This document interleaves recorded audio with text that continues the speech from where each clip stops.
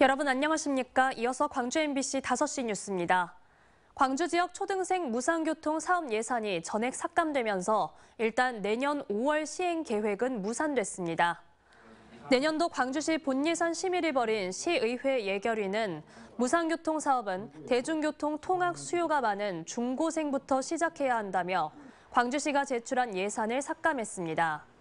다만 시장 핵심 공약인 Y벨트 마중물 예산 등은 부활시켰고 반토막 편성 논란이 일었던 청년 일 경험 사업은 광주시 제출 규모보다 2배가량 늘렸습니다.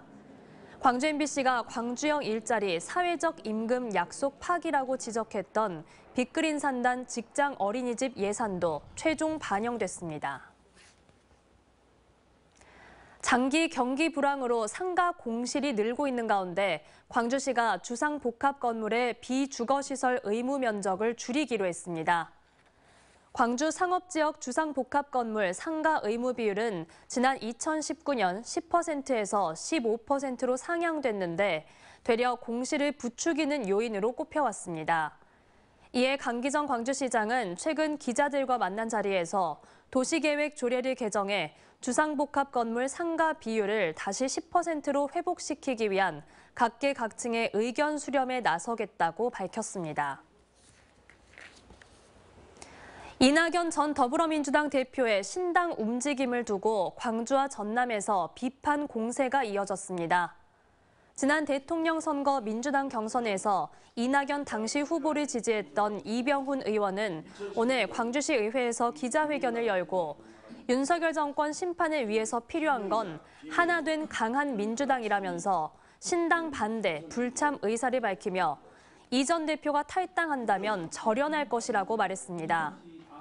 민주당 전남도당 고문단도 규탄문을 내고 이낙연 신당은 윤석열 정권을 돕는 것이며 민주당의 분열을 책동하는 배신 행위이자 당원을 배신하는 저급한 욕망 정치라고 비판했습니다.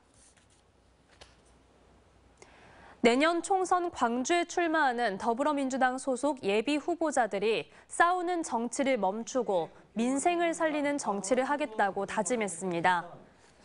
민주당 1차 후보 자격 심사를 통과한 11명의 예비 후보자는 오늘 광주시 의회에서 깨끗한 선거 실천 선언문을 발표하고 공명정대한 정책 선거를 약속했습니다. 오늘 오후 2시 20분쯤 영광군 홍농읍 한빛 2호기 출입건물 세탁실에서 불이 나 직원들에 의해 자체 진화됐습니다. 2호기는 가동을 멈추고 계획 예방 정비가 진행 중이어서 인명피해는 발생하지 않았습니다. 소방당국은 건물 내 세탁실 전기 분전반에서 스파크가 발생해 불이 난 걸로 보고 정확한 사고 원인을 조사하고 있습니다. 광주지법 민사 24단독 박현 판사는 차량 침수 피해를 보상한 보험사가 지자체를 상대로 청구한 구상권 소송에서 원고의 청구를 기각했습니다. 재판장은 당시 집중호우가 내려 피해가 발생한 것으로 지자체 관리 대상인 하천의 설치와 관리에 하자를 인정할 증거가 없다며 기각을 결정한 이유를 설명했습니다. 보험사는 지난 2020년 8월 담양군에서 차량 침수로 피해를 입은 보험 가입자에게 2,900여만 원을 지급한 뒤 담양군이 안전 방호 조치 의무를 다하지 않았다며 구상권 소송을 제기한 바 있습니다. 자전거를 탄 외국인이 중앙선을 가로지르다 승용차에 치여 숨졌습니다. 어제 오후 6시쯤 영암군 삼호읍의 한 편도 4차선 도로에서 자전거를 타고 퇴근하던 30대 태국인 여성이 주행 중이던 승용차에 치여 숨졌습니다. 언제 어디서나 내 손 안의 뉴스. 광주 MBC 뉴스 유튜브 구독으로 함께하세요.